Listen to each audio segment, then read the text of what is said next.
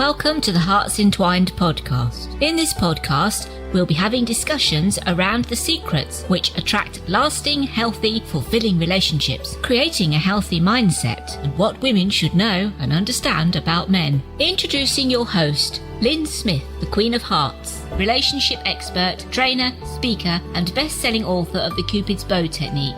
Lyn's mission is to have a positive impact in reducing divorce, domestic violence, and suicide.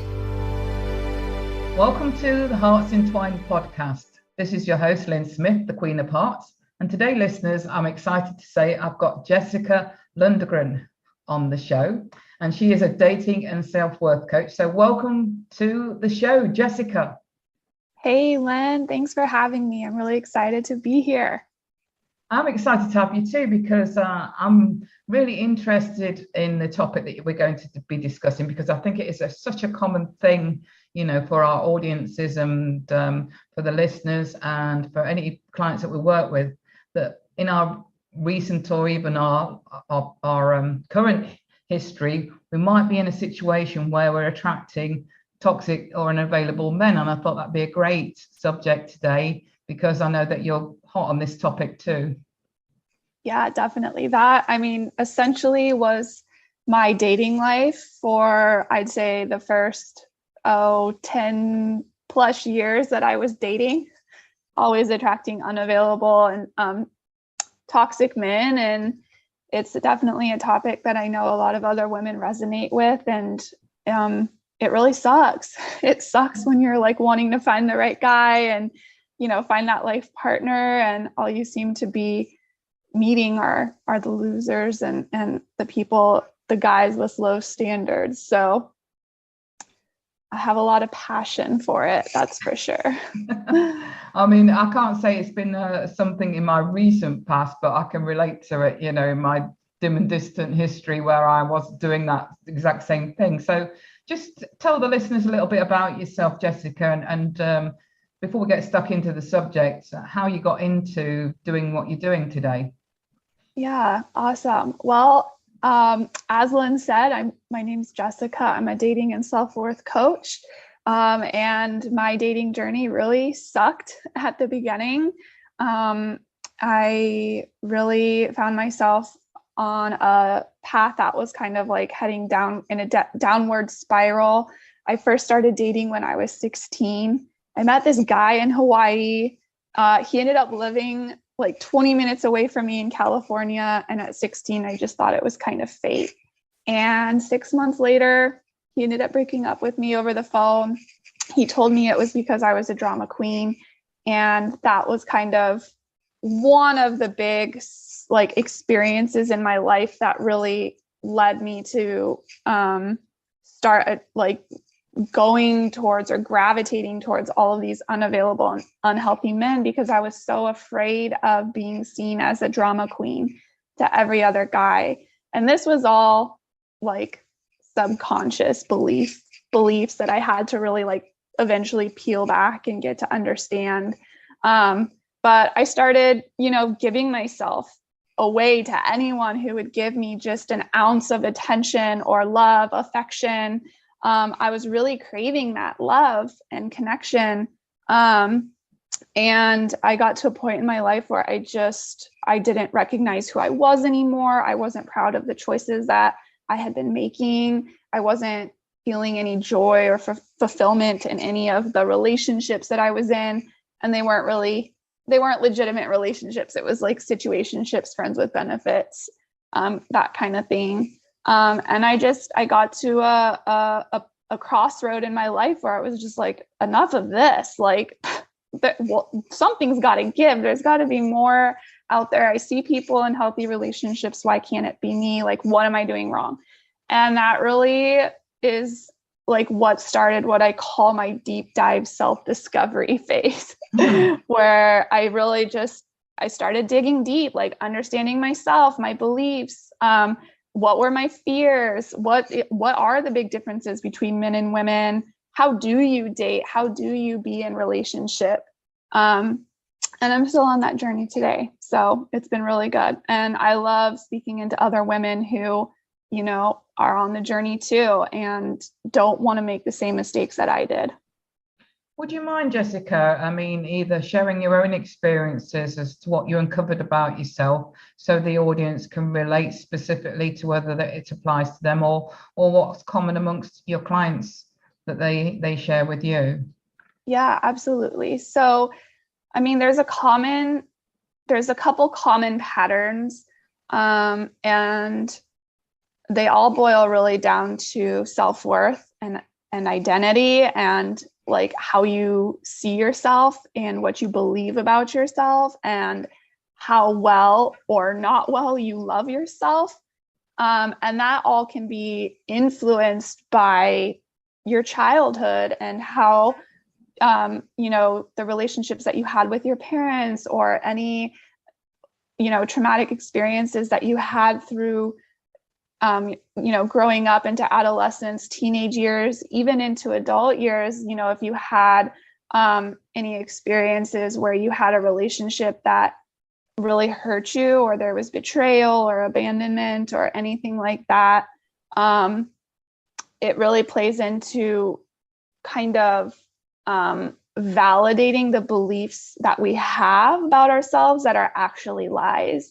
And the biggest one that I uncovered kind of towards the start of my journey was that I was unlovable. And I think it started way before my first boyfriend. It started in my own childhood, not getting, my parents are great. They love me so much. I know that, I'm very blessed to have been raised in the family that I was raised in, and yet there still were problems. I still didn't receive the love that I needed in order to feel secure in myself. I still didn't receive the emotional support to the degree that I needed in order to be strong in knowing my worth and my value and my identity. And so it really doesn't matter if you feel like you came from a really great family and environment or a really awful one. I think we all have parts of our lives that have left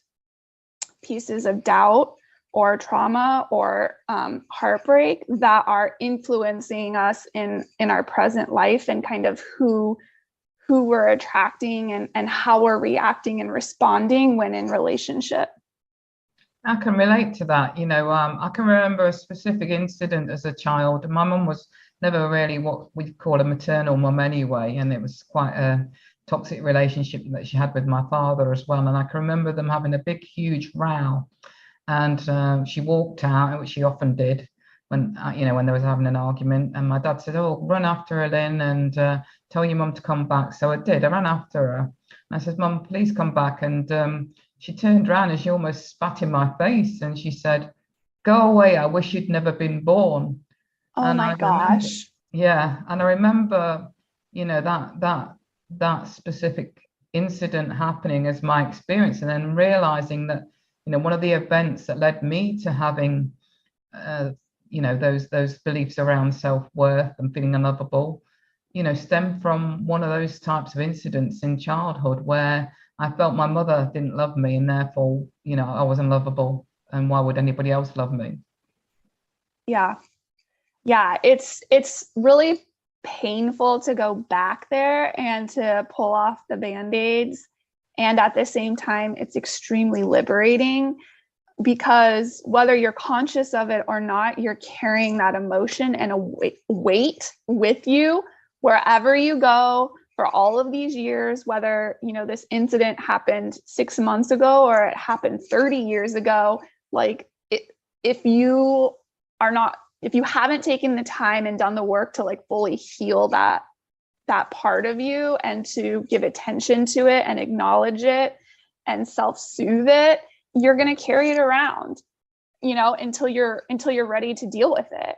And, it has weight. It has effects. It's not having harm on you. It really, and that was kind of what was shocking to me, is even if you're not aware that you're carrying this with you, it's still affecting you.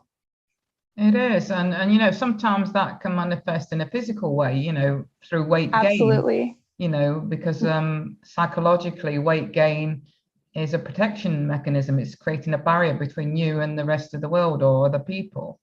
And, I think until we are made aware of things that from our childhood, or maybe even if you had it, like you say, a happy childhood, something may have even been inherited genetically that you're still carrying within your body. Who knows that you need to release and let go of. That definitely. And weight gain is just one example of how it manifests in our physical body. I mean, I was talking to a woman just the other day who is 70 years old, and she developed cirrhosis because of her toxic childhood, and the fact that she hadn't faced it for 70 years, right? Like that. It's just crazy. Wow. It comes out in anxiety, depression, anger fits, just really feeling restless, in your day-to-day life, not having strong friendships, right? Like it can come out in so many different ways. And I think that's why it's as hard as it is to turn back, as painful as it is, it's so liberating, and it's really like life transforming. It is. And I think, a lot of people are afraid to look at those old wounds for fear. There's fears around looking too much into our past and what we might discover there. But like you say, once you do and you can heal from that, it is so self-rewarding and self-empowering, and leads to greater self-worth and only good things around the corner from that. Absolutely. Yeah. And it totally plays into to laying boundaries and being able to speak up for yourself and reconnect with your inner voice and really listen to what she's telling you, and be in tune with your body and what emotions you're feeling. And all of those skills come from valuing yourself and seeing your own worth. And the more that you really truly believe, not just in your head, because like a lot of women, they'll say, yeah, I know I'm really worthy, or I know that I carry so much value, but it's just head knowledge. It's not heart belief. And there's a really big difference between the two. Once this knowledge goes from your head into your heart, you actually start stepping into it. You start being that person. You start acting in ways that a woman who has high self-worth acts.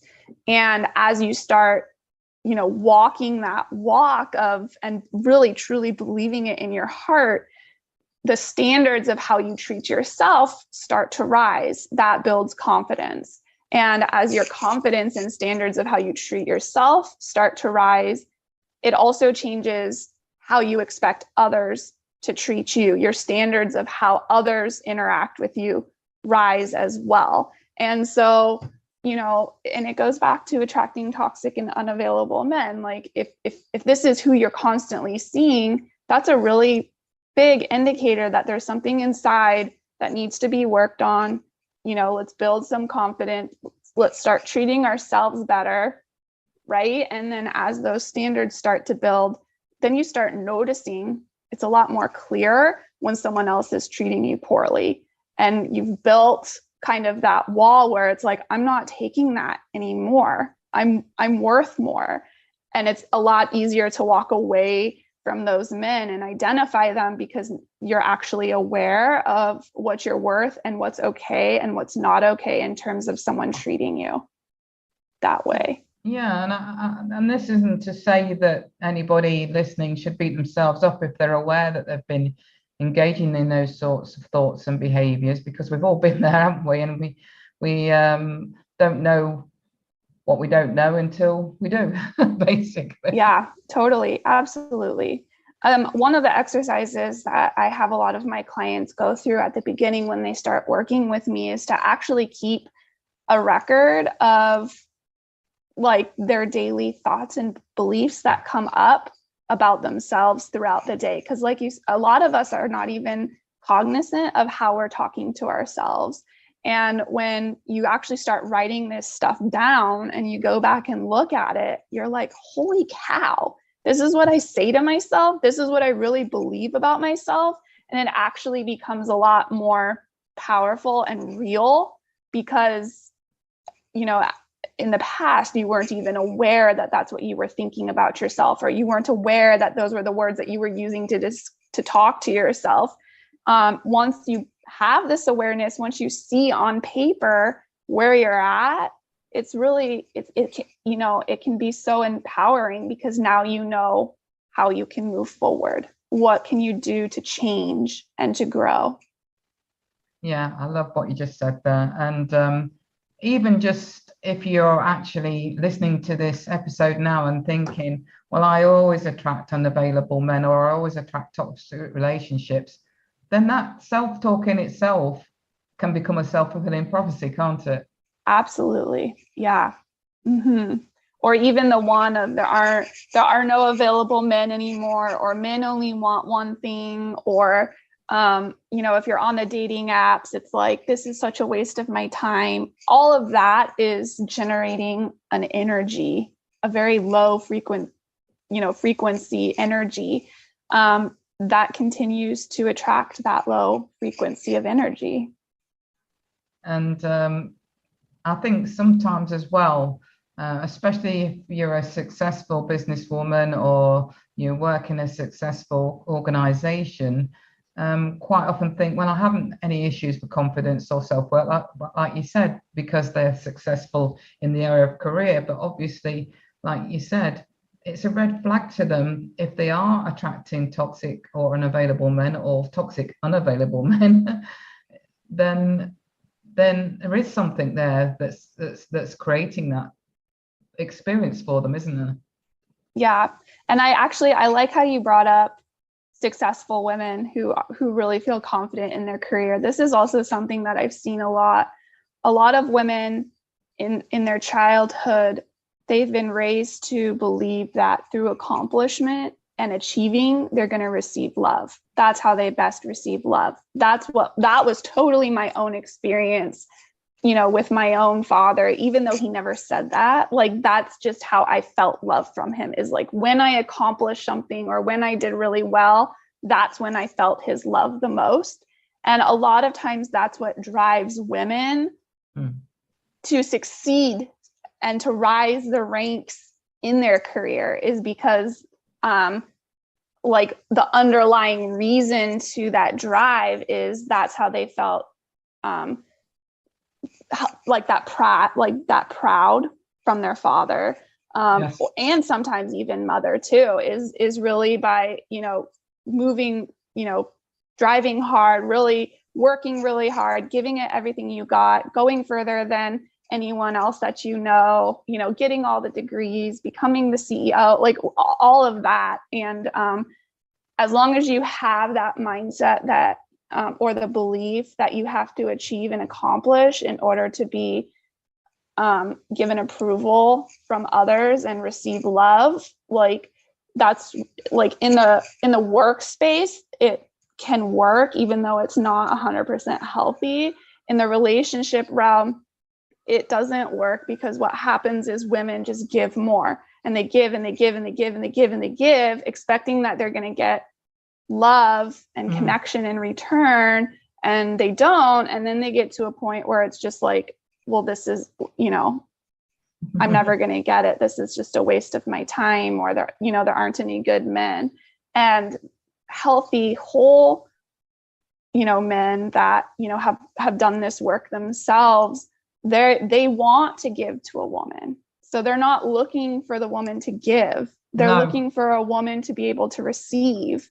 And a woman who's in drive mode and achieve mode has a really hard time receiving. I'm speaking generally, patterns. That's my experience personally, as well as, working with the women as well, that, that we do, and I have done, and I put my hands up and said that quite openly to my own clients that, I did have that issue where I find it difficult to receive. Even compliments from other women, we tend to bat them off, oh, your hair looks nice today, if somebody's had a haircut, and they'll just bat it away and say, oh, I've not done anything with it really, or they'll throw an instant compliment back at you rather than just gratefully, ungracefully receiving, and just say thank you. Right. Yeah. It's really interesting that we're not actually educated, firstly by our parents, and secondly by our schools, to learn these life skills, isn't it? Don't even get me started on schools. I can go on for hours about that. But yeah,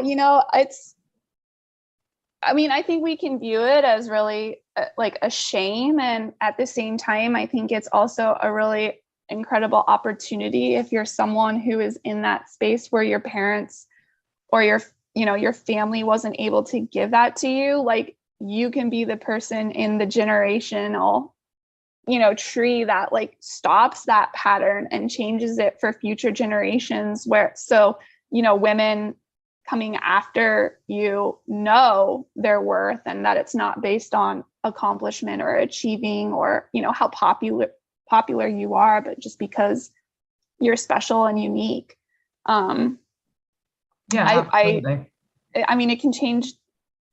It can change your future generations for eons, I think, and help you to build a legacy. I think, for me, I'm a single mom, and my daughter is still really young. And that's one of the things that I'm just adamant about her knowing, is that she is enough just as she is. And what's so amazing, Lyn, is like, she's going into kindergarten, but already she's afraid of like not doing good enough, or that she's going to get in trouble for not performing well enough. And it's just something that's like kind of built into us as humans. And so it's fascinating, to watch her and to just like, cause it's not coming from me, no, it's inside of her already. Yeah. And, that can be, I think, for so many of us, that is sometimes just part of our nature. And we have to kind of become aware of that and just rewire it and say, no, that's not my truth. This is my truth. It's fascinating because it goes back to then the nature nurture debate. And like you say, even though it's not coming from you, it's within her already. And that it's either come from other people that she's interacting with, or, as I say, it might even be inherently within her own DNA that's stored within herself somehow. Who knows? But it's interesting to observe, especially when you're so aware yourself, that it's actually already in her. Yeah, definitely. So, and the thing about if you're an adult and you've experienced this lack of love or connection, or really truly feeling valuable, your own voice is the most powerful. Like, your mind really resonates the most with your own voice. And so another exercise that is really just so powerful is just recording yourself saying, your new truths. Like, I am beautiful, I am worthy, I am powerful, I am whatever it is that little girl needed to hear, and record it. And then just listen to it every morning, every night. And it sounds really hokey, but it's like when your brain hears your own voice speaking this over yourself, it's transformative, because you're not only speaking to your adult self, but you're also speaking to the little girl that's inside of you. I love that as an exercise. Thank you for sharing that. That sounds a really powerful exercise to do. And it's actually reinforcing that, not to look for that external validation, isn't it? But start becoming aware enough to validate what you want for yourself and know that to be your truth. Yeah, totally. And, the man that you're actually looking for, that you want to marry and spend the rest of your life with, is looking for a woman who can do that, who can self-validate, who can, emotionally regulate herself, who can fill herself. That's not to say you don't go to a man, to bring greater joy and happiness to your life, but it's not the only way. It shouldn't be the foundation of how you feel that. Okay, I love that. Thank you for sharing that. So, Jessica, before we wrap up the podcast with some wise words at the end, I'd just like you to share what is your best contact information for any members of our audience that would like to get in touch with you. Yeah, so the best way is Instagram. I'm there all the time. Finding the Good Men is how you can connect with me. Thank you so much. So any final words of wisdom that you'd like to share with the audience in terms of, why, if they are in that situation, they're attracting toxic or unavailable men, how they can change that self-perception? I think first, just to have grace with yourself. I think the hardest part for me was forgiving myself for, all of the past situations and experiences that I had, even though for a long time I wasn't even conscious that I was blaming myself for that. And to just know that it's a journey, that even though if, today's the day that you start your journey, or you've been on this journey for 10 plus years, it never ends. Like, you're always learning to love yourself more. You're always learning how to value yourself more, and to enjoy it, to really enjoy the journey and the growth. Yeah, it's not about the destination. It is all about the growth via the journey. And if we're not growing, we're dying, aren't we, basically? Absolutely. Yeah. And like you say, it's that lifelong commitment to it as well, knowing that we're never actually sorted, in inverted commas. It is always a work in progress. Yeah, definitely. Well, thank you, Jessica. It's been a fascinating conversation. I've really enjoyed it. And thank you for sharing your valuable wisdom and the exercise that you suggested about recording your own voice. I love that. Absolutely. And thanks for having me. So it just leaves me to say, true love starts with opening our hearts. Until next time, goodbye for now.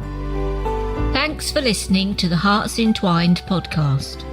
You can follow Lyn via the Facebook group Two Hearts Entwined, or search Lyn Smith, inspirational speaker, at LinkedIn, or email lyn@hearts-entwined.com.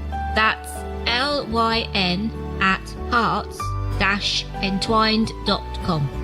Remember, true love starts with opening our hearts.